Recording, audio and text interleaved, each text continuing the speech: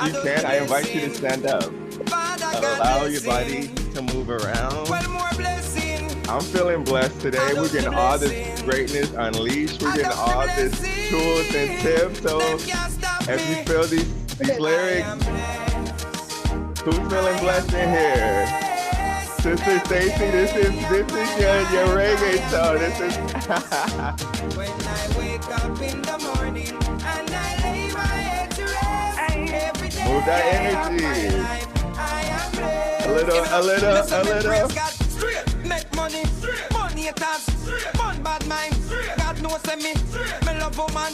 My father in. All right, we can stop. We can stop. I just wanted to shake it up a little. I want to shake up a little energy, move a little energy. Now move everyone knows I'm wearing shorts now. I'm Love it. Okay, so can I introduce you now? Yes. All right. So Raymell is a renowned self-awareness coach and global speaker dedicated to empowering individuals in their journey towards self-discovery with a passion for helping others connect to their true, authentic selves. Raymell has become a beacon of inspiration and transformation. His insightful guidance and charismatic presence, as you can see, have touched the lives of many, guiding them towards a deeper understanding of their own potential and purpose. Raymell's mission is to foster personal growth and self-realization, making him a sought-after figure in the realm of self-improvement and personal development. Let's welcome Raymell. Raymell was also a speaker at my live conference in Miami, and we've done multiple events together, and he knows my kids, and he has a picture with my son at the beach. Like, I met him, I saw him again in California, and he's just like such a beautiful soul with like this heart that just radiates. Anyway, enough of that. Let me take Wow. Wow. Hello, everyone. Hello. Hearing those accolades and hearing just those words, it still blows me away. It blows me away that I've become a global international speaker. It blows me away that I've been able to support thousands of people globally, release emotional blocks, connect to their voice, and share their story with the world. It blows me away that I am here in front of you all speaking about unleashing your greatness. Because there was a time in my life where I didn't feel great, experiencing every form of abuse from physical, emotional, even sexual. It made me feel as though I was unworthy, not enough, and I didn't want to be in this world. But even with all of those experiences, the most detrimental one that I faced was at the age of 14. I remember being in the room with my sister. It was around 10 p.m. and we were playing, and I just started to hear thumping and rumbling in the next room. And then I heard my mother screaming, "Lamar, get off of me, get off of me." And in that moment, I'm 14, I'm her oldest son. It's time for me to make a stance. So I said, you know what? It's either now or never. And I walked out the room, and my heart felt like it was beating out of my chest. But I was tired of hearing my mother be a punching bag. And I was willing to jump in that fire and get burnt for her. So as I approached the door, I just heard the yelling get louder. I heard the commotion get louder, and my hand shake, and I knocked on the door. "Get off of my mom! Leave her alone!" She opens the door. Her hair is a mess. Her clothes is all distraught. And I yell in the room, "Leave her alone! Stop hitting her! Stop abusing her!" And in that moment, the words that she told me forever changed my life. She said, "This is my husband, and he's not going anywhere. If you don't like it, you can go." In that moment, my heart felt like it fell into my ankle. A seed was planted in me that grew into a self-belief that I was not worthy to be protected, that I was not worthy to receive or be loved, and that I just wasn't worthy in general. And throughout my life, I found myself being in situations and circumstances that honored that feeling that I carried with me. Relationships, friendships, even jobs always had me feeling as though I was not enough. So I felt like I had to prove myself. I had to overgive in myself.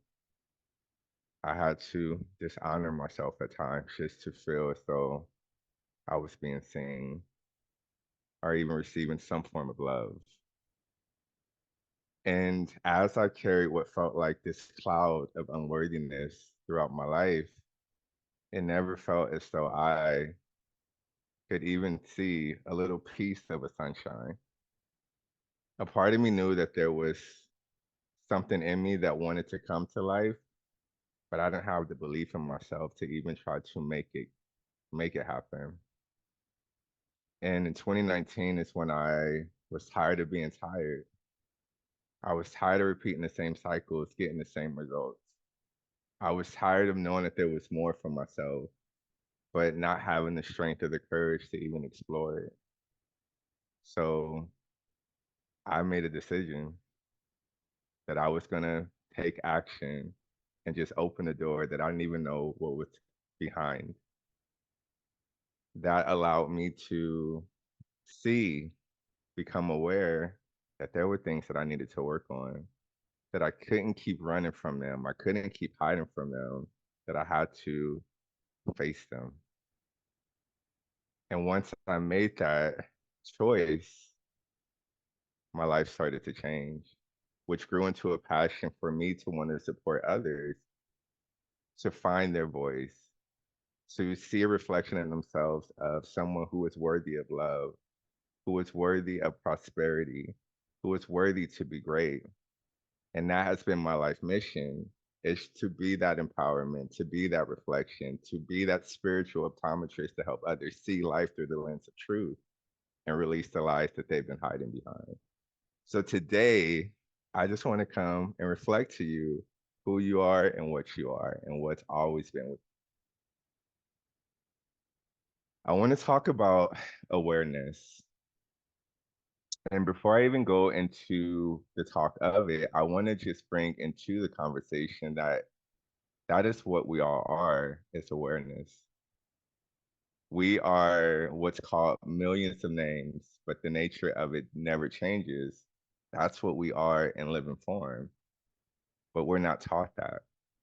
We're taught that we are disempowered beings that, as Sister Leah shared, have to seek for things outside of ourselves to make us feel fulfilled, make us feel like we are worthy, make us feel as though we are able to do things in life.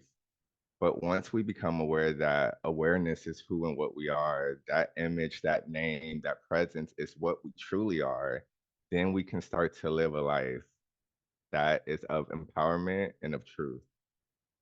So the awareness is knowing who self is beyond the labels, beyond the identities, beyond the race, the gender, the titles that we tend to get so lost and attached to. Our true essence just is. We're energy, we're vibrations, we're just frequencies playing and dancing together in this thing called life. But being that we're unaware of that, we get lost in the separation of not feeling connected to others in life. As you've heard throughout this week of greatness, that a lot of the things that are stored in our mind, a lot of the emotions that are trapped in our body, keeps us in that inaction, and it keeps us stagnant and stuck in life. And when you feel disempowered, when you feel like the victim, that's all you can attract and experience in your life, because we are awareness, we are the creators, not the regurgitators. But we often regurgitate what we've learned because we're unaware that that's what's been programmed. And having awareness allows you to start to reclaim your power. Because if you have patterns and things that you feel stuck in, you feel lost in, you feel disempowered by, if you have awareness where it stems from, then you're able to make a choice to take a new action. Without choice, you have no voice, so you stay muted. And all of those emotions, all of that energy, it stays within you. And it's released without your control, which a lot of times we become triggered by what we see, what we hear, and what we experience. And we feel reactive, meaning let me show you, let me prove to you that I am enough, that I am powerful, or whatever that need to react is for you. But through that power of awareness, of knowing where things stem from, power of awareness to know why you have certain patterns and things that you're maybe battling in your life, it allows you to now make new choices. And when we're younger, I know for me, I can speak, I wasn't given the choice. I was always told, do as I say, because I am the adult. So I never felt as though I had the option to do anything that I wanted to, or I had to do things, even if it dishonored me, I had to go with the flow because I didn't feel safe to use my voice. It came with a repercussion of abuse. So a lot of times the things just, they stayed in, they stayed in, they stayed in, they stayed in, and it never came out. And I knew that I had things to say. I knew that I had things to share. But when you don't feel safe, when you don't even feel like you have that option, it's like that story that never gets told. And I had to make a choice that I was either going to suffer in the pain or I was going to push through and go to the other side, which is victory of showing who I am and what I am. I was ashamed of myself because of my sexual preference. I was ashamed of myself because of my race. I was ashamed of myself because of my upbringing, that I was afraid to truly let myself be seen. Though I've modeled for 10 plus years and I've been in front of a camera taking beautiful photos, a lot of people didn't know that I was still battling with insecurities and self doubt. I put the mask on and I made this edited filter version of who Raymell thought I was, or who people thought Raymell was, but I never allowed people to truly know me because I was afraid. I didn't want to get hurt anymore. I didn't want to get abused anymore. I didn't want to get used anymore. So I just stuck to myself and stayed to myself and didn't allow myself to be myself. And that was causing suffering and dis-ease for me. Because if I couldn't let my light truly shine, that means that I was drowning in darkness. And when you feel like you're in that space of darkness, any form of light you'll always reject. So when people tried to pour into me, tried to support me, tried to love on me, it was unfamiliar to me. So I sabotaged it. I pushed it away.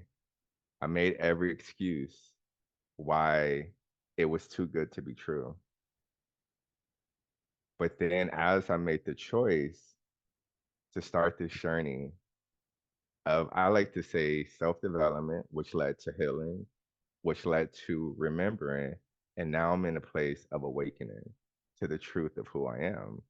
And from that place of awakening, now I have the choice to be disempowered by life experiences and circumstances, or to see them through the lens of power, of empowerment, knowing that nothing is ever happening to me, it's always happening for me. But I used to hear those words, but it never really resonated at the time that I was unaware of the powers that were within me. And it even took a while as I started this journey to connect to, you have all that you need within you. And often I would get so many praise for how I looked and the work that I did in the modeling world. And I honestly wanted to use their mirror to help me see what they saw because I didn't see it. I pretend like I did, but I couldn't truly see it. But as I used that power of choice to do more work, to release more of the emotion, to take more action through practice, the mirror started to get clearer. And I started to see the beauty that has always been there. And it was less external but it was more internal. The beauty of my heart, the ability that I had to love, to be kind, to be compassionate and understanding was where my true beauty lied, which exuded into my external, which made this vessel even more beautiful. But it took me taking action with the first choice of saying I was tired of being tired. And I had to stay in action. I know when I first started the self development journey, I did a 3-day seminar, and y'all thought I was healed. I'm like, okay, we did 8 hours a day. Sunday graduation, I'm healed, introducing everyone to the new, improved me. But I didn't realize that that was just a door opener, and I had to continue to take new steps. It wasn't a one and done, but as I continued to take steps, life kept revealing the path where I was meant to take. It brought mentors into my life. It brought people into my life that were meant to support me along the journey that I where I was in life, which allowed me to start to lean into community. A lot of these my beautiful tribe is in the space right now that has loved on me unconditionally, embraced me even when I felt shame or guilt or didn't even feel like me. They were able to reflect back to me the truth of who I was and what I was. Taking action, I realized those like I think of it, people see my body now and they thought I always was fit and just had this sculpted body. But I was a skinny kid who had no muscles. So I had to build muscle. And I think of this journey of unleashing your greatness is a rep by rep process. And when you're taking those reps, it hurts. It feels uncomfortable. You may feel as though you want to give up. You may feel tired and depleted. But through the pain, through that just being intentional and being committed, you start to see the results and you don't even see them instantly. They start to grow internally and you start to notice how you're no longer reactive to certain things and people. You notice that when life is throwing you just situations and circumstances, you don't see it through the lens of being disempowered by it, but you see that there's a blessing and a lesson that is coming from it. And now through that action, I'm able to not only just talk the talk, but walk the walk. Who I be is a product of what I do. And I know for me, I used to take action out of hustle. I used to take action out of force. I used to take action just to honestly be in some form of action because people would call me lazy and told me I need to do things. So I'm like, let me just do something just so y'all can see some action being taken. But I realized that it was more about the internal action because being that everything is energy and vibrational, if I'm still thinking lackful thoughts and I'm still having limited beliefs, the external action will only match what I feel internally.